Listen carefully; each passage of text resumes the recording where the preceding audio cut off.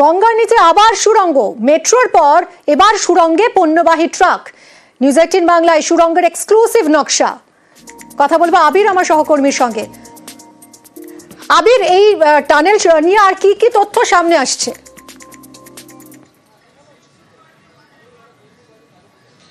প্রথমত হচ্ছে 2022 সালে কেন্দ্রীয় জাহাজ মন্ত্রক তারা সিদ্ধান্ত গ্রহণ করেছিল যে শহর কলকাতার যানজট এড়ানোর জন্য তারা কলকাতা থেকে হাওড়ার মধ্যে টানেল তৈরি করবে।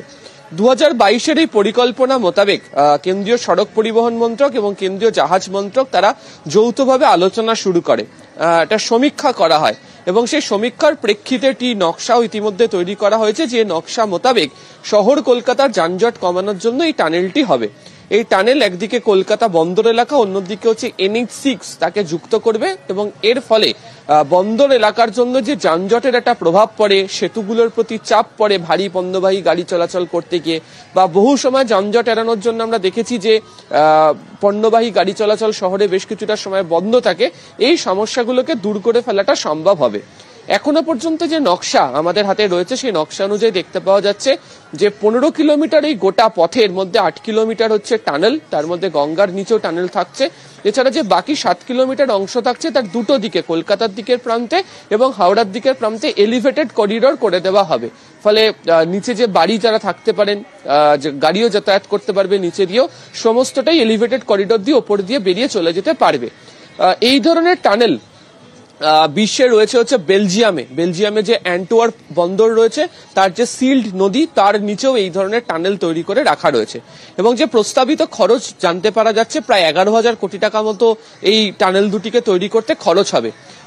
এবং হচ্ছে একটি টানেলের মুখ করা হবে হচ্ছে গার্ডেন রিচ শিপইয়ার্ডস এর উল্টো দিকের একটি জায়গাতে, পোর্টেরই জায়গা রয়েছে সেখানে।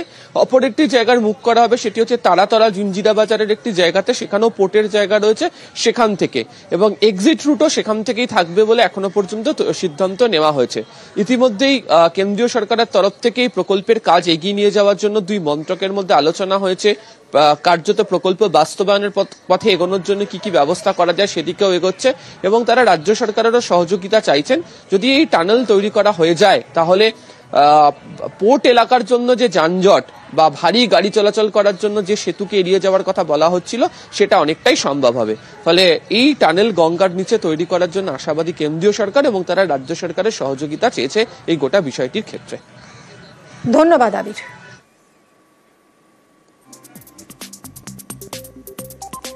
মেটিয়া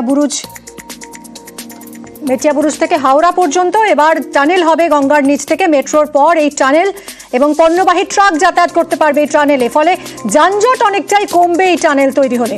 এক্সক্লুসিভলি আপনাদেরকে দেখাচ্ছে এই টানেলের নকশা। সুড়ঙ্গ পথে প্রায় 8 কিলোমিটার পণ্যবাহী ট্রাক যাতায়াত করতে পারবে।